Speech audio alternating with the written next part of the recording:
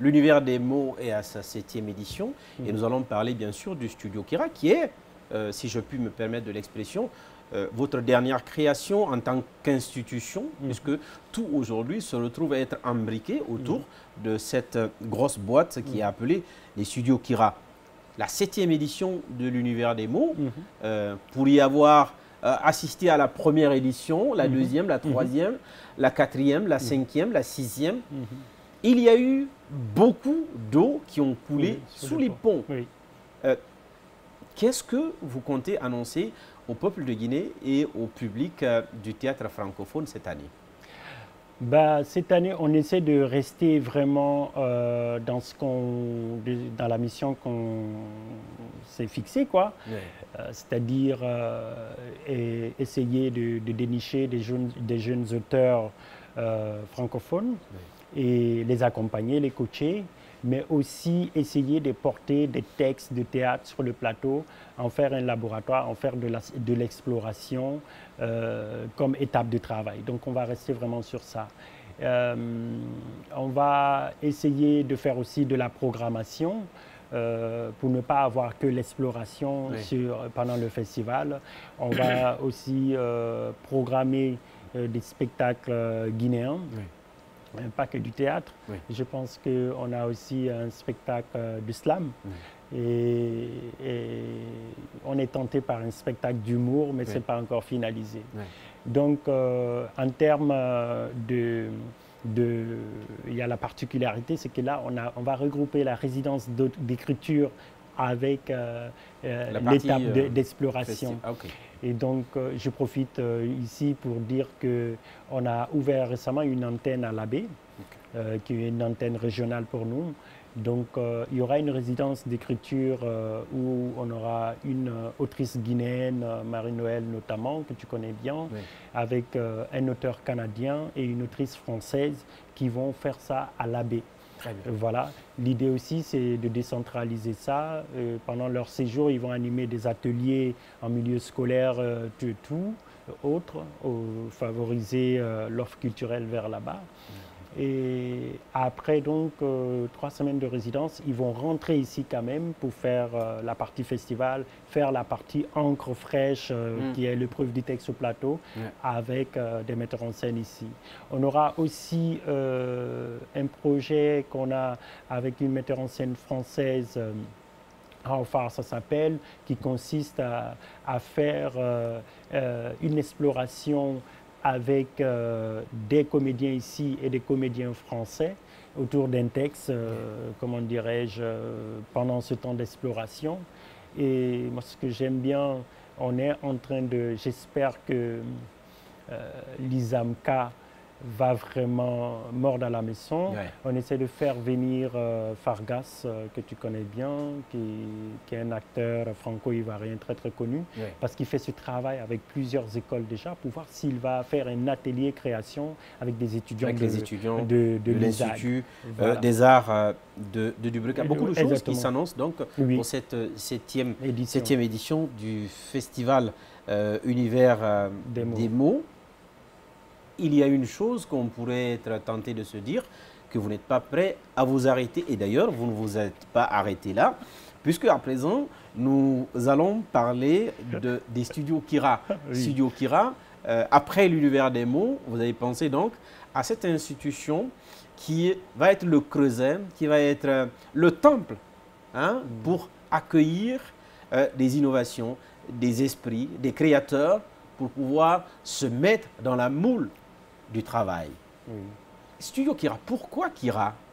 Parce que Kira, je l'annonce pour nos chers téléspectateurs, Kira en Soussou, ça veut dire la route. Pourquoi? Parce que je pense qu'on a tous un chemin à faire et qu'on a besoin des fois d'être accompagné pour faire ce chemin et on a besoin d'être rassuré pour prendre ce chemin seul, et surtout parce que aussi on vit sur une Terre, sur une galaxie qui est en mouvement. voilà, la Terre elle-même, elle est en mouvement, la galaxie elle-même, elle est dans un mouvement infini. Donc j'aime bien quand les choses bougent, en fait. Donc, voilà, c'est un peu ça. Après 5 ans donc, de création de cette institution, quel est le résultat que vous avez pu atteindre? Le résultat, c'est que ça se stabilise de plus en plus, avec des marques. On a une équipe. Des subventions levées, notamment, je pense, à la dernière, d'ailleurs, que vous m'aviez annoncé en préparant cette émission, c'est celle que vous avez pu avoir avec l'UNESCO. Oui. Ah, avec l'UNESCO, ce n'est pas la dernière, par contre. Ah, voilà. Donc, j'actualise mes informations, mesdames et messieurs, à l'instant même sur ce plateau. Oui, on a eu, et ça, on est très content, on a eu le Fonds international de la diversité culturelle de l'UNESCO. On est très content parce qu'on ouvre la porte pour la Guinée. Nous sommes la première structure à l'avoir. Voilà, et c'est la première fois que la Guinée arrive à lever ce fonds.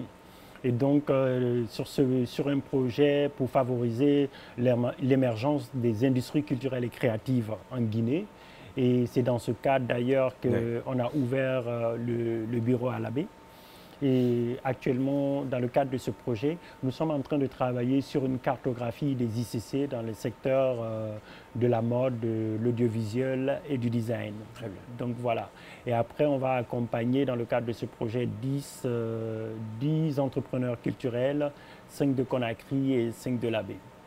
Le projet sexy aujourd'hui au studio Kira, c'est Musishine. Alors attention, mesdames et messieurs, il y a beaucoup de diction dans ce petit mot, c'est Musishine. J'ai passé toute une soirée à essayer de bien prononcer cela. J'espère que je suis dans les normes. Tu l'as bien prononcé parce que, figurez-vous, il y a d'autres qui disent Music Shine. Je ne sais pas ce que ça fait, mais bon. Quelques mots à propos de ce programme, donc. Musishine, franchement, je suis très, très content, très satisfait que ce soit des participants, mais surtout de l'équipe qui est en train de faire un travail formidable pour une première édition. L'idée pour nous, en tant qu'incubateur culturel, c'était d'essayer d'apporter un nouveau souffle au secteur de la musique de notre pays. Parce que on part du constat qu'on a des artistes très, très, très talentueux. Mais pourquoi on n'arrive pas à faire le tour du monde comme d'autres, alors que nos artistes... Il y a un manque à gagner à ce niveau, à combler. Exactement.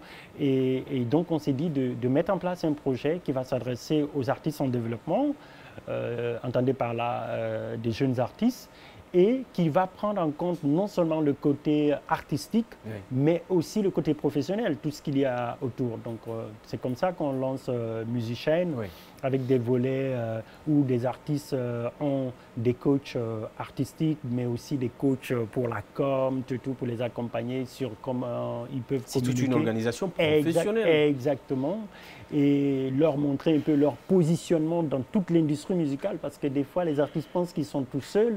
Leur faire comprendre aussi les entrepreneurs qu'il y a autour, les métiers qu'il y a autour, que ces métiers leur sont très importants et autres. Et après une première phase d'accompagnement, on a rajouté 10 entrepreneurs, c'est-à-dire des managers, des producteurs, des tourneurs et autres. Et là aussi, on va ramener des formations comme les droits d'auteur, comme la structuration des entreprises, le streaming, la distribution digitale, le management culturel en soi. Et voilà. Et les artistes, eux, là, dans cette seconde phase, ils vont rentrer dans une phase de création avec leur coach, tout en suivant les différentes étapes de création, écriture, revoir tout ça, entrer au studio, session studio, arrangement, tout. Et ils vont finir avec 3 chansons produites à la fin du programme, chacun d'eux. Et on a pensé aussi notamment à toucher aussi le côté création musicale. Et on est en train de mobiliser actuellement des arrangeurs, des musiciens, des DJ à faire un hackathon musique, mais qu'on appelle le Akazik. Donc l'idée, c'est quoi? C'est de s'inspirer des rythmes guinéens et de créer des hits, des sons tendances qu'on pourrait faire danser dans les boîtes, tout, et qui pourront circuler partout dans le monde. Si tu veux un exemple pratique, on veut faire, les Sud-Africains ont fait le Amapiano, on veut faire aussi notre truc ici. On ne sait pas on va partir de quel rythme, mais l'idée en tout cas c'est de donner parce qu'on est un pays tellement riche et on pense que nos beatmakers peut-être ne fouillent pas assez. On veut orienter leurs compétences vers ça parce qu'on sait qu'ils ont déjà le talent et qu'ils peuvent faire ça. Et après, nos artistes qui sont en train d'être suivis vont suivre en prenant le son qui va gagner pour poser tous sur ce son-là. Et on va essayer de le faire tourner, créer des chorés, faire des trends sur TikTok. Je viendrai te voir pour ton trend. J'espère que vous n'allez pas me faire changer de métier puisque le programme que vous présentez, c'est un beau projet qui s'annonce.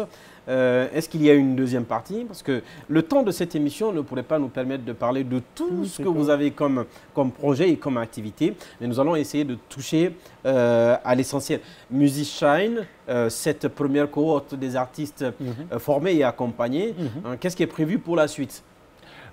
Pour la suite, nous, donc, quand on finit avec cette première cohorte, notre souhait, c'est de partir avec une deuxième cohorte. C'est ça. Pour l'instant, donc, on essaie déjà de bien travailler parce que le montage de projets, les recherches de partenaires, tout, cette année, on a été très chanceux parce que il y avait Guinée Créative, le programme avec Enabel, financé par l'Union européenne. Donc, il y avait aussi la Fondation Orange qui nous accompagne dans ça et Africalia comme partenaire technique. Avec la Fondation Orange, il y a un autre appel, on va postuler. Avec Guinée Créative, on ne sait pas si s'il y aura une suite, on croise les doigts. Mais sinon, en tout cas, on essaie de mobiliser d'autres partenaires encore parce que le projet, il est beau, l'impact, il est visible, il est réel pour espérer accueillir d'autres jeunes artistes l'année prochaine. Voilà, je l'avais dit que nous n'allons pas avoir suffisamment de temps pour pouvoir parler de tout votre programme. On a touché, à mon avis, l'essentiel.